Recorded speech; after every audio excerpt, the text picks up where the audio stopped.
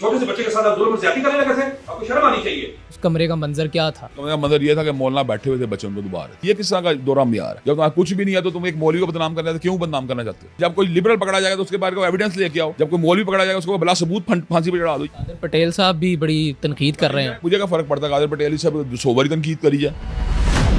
अलामा इब्तिसाम इलाही ज़हीर साहब इस वक्त हमारे साथ मौजूद हैं। सोशल मीडिया पर ये तासुर आ रहा है कि ग़ालिबन इन्होंने एक मौलवी साहब की सिफारिश की और वो मौलवी साहब जिनकी वीडियो वायरल हो रही है, एक थाने में वो खड़े हैं, हथकड़ी लगी हुई है। एसपी साहब या डीएसपी साहब या एसएचओ साहब जो भी उनसे मुखातिब है वो कहते हैं कि मैं आपके बारे में उलमा से फतवा लूंगा। आपके मुताबिक फतवा लूंगा इंशाल्लाह। आप ये बात याद रखें उलमाए किराम से। छोटे से बच्चे के साथ आप जुल्म और ज्यादती करने लगे थे, आपको शर्म आनी चाहिए।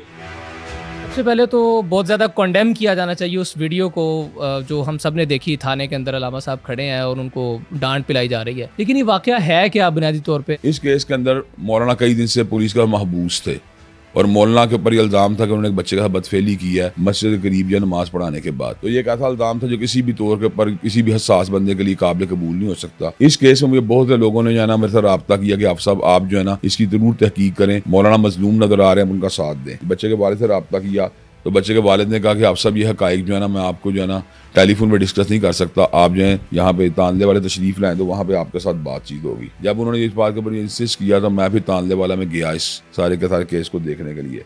उन्होंने मुझे जिस मुकाम पे बुलाया वहाँ पर परे पंचायत का थोड़ा माहौल बना हुआ था जो मेरी तलब पे नहीं था। ये सारी की सारी उनके वालिद साहब की जैसी सेटिंग थी वहाँ जो उन्होंने की हुई थी। मैंने कहा जी हमें ये बात बतलाई है कि ये सारा का सारा वकूआ क्या है, ताकि हम जो है इस केस के ऊपर जो है ना उसके कारी साहब के बारे में एक ये गैर जाना तफ्तीश का मुतालबा करें और अगर वो कल्परेट है तो उनको सजा दिलवाई है। आप कारी साहब को बुनियादी तौर पे सजा दिलवाने के इरादे से वहाँ पर अगर कारी साहब कल्परेट है तो उनको सजा दिलवा दी जाए। बाहर क्या मैंने जब ये बात पूछी मैं कहा जी बच्चे के बाट साहब जो कूबाट साहब लगा जी बात ये कि ये कोई ऐसा केस जो है ना बदकिरदारी का नहीं है, ये तलही का केस है जिसके अंदर बच्चे के पैर दबाने की वजह जो है ना ये ऊपर जो है ना उनके वालिद साहब ने इसको गरज फील किया। जब पहुंचे तो ये इस मंदिर को देख के जो है ना उसमें कोई वो बरहना हालत में या काबिल तरात हालत नहीं दबाई जा रहे, बल्कि वहाँ वो खातून मौजूद थी जिनके घर के अंदर उनको एक आम पोस्टर में दबाया जा रहा था। पंचायत में क्या बयान किया गया? उस कमरे का मंजर क्या था? उस कमरे का मंजर ये था कि मौलाना बैठे हुए थे बच्चों को दुबा रहे थे। जब ये मंजर बयान किया गया तो मैंने कहा यार अगर ये इनका वालिद साहब इस मंजर की तस्दीक करते हैं तो फिर तो फर्दर इन्वेस्टिगेशन की जरूरत ही नहीं रहेगी। वालिद ने इस मौके पर कहा जी मौलाना मेरे साथ ज्यादती की है,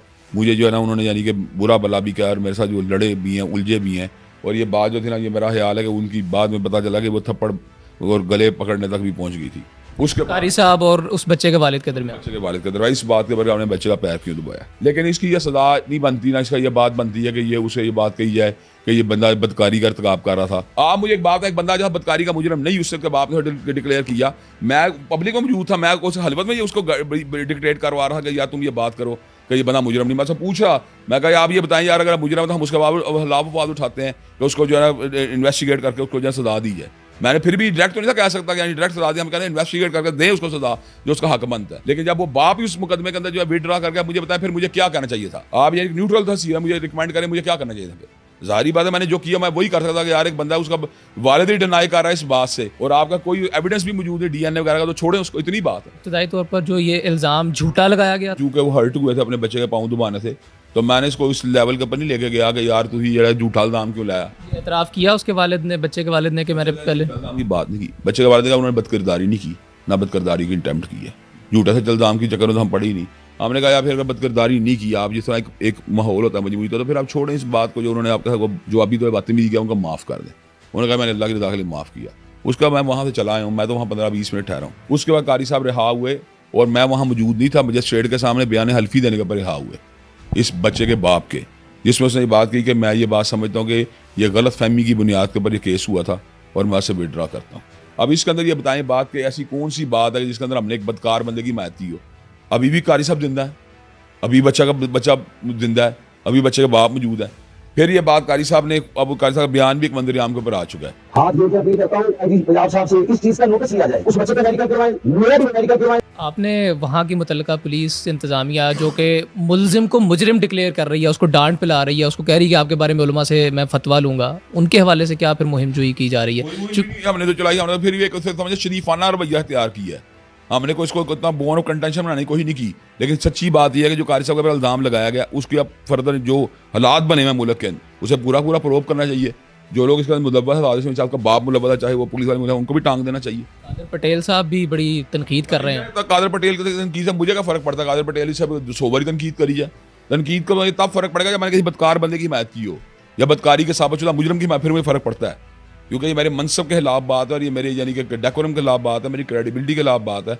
जब मैंने एक ऐसे बंदे की जो है हिमायत की है या ऐसे बंदे के बारे में एक पॉजिटिव बयान दिया है कि अगर बेगुनाह को छोड़ दिया जाए, और उसमें इस बात का एहतमाल रखते हुए बयान दिया साथ कि अगर मुजरम है तो अभी भी पकड़ लें, मुझे उसके फांसी चढ़ने से मौली है, मुझे अभी भी फर्क कोई नहीं पड़ रहा।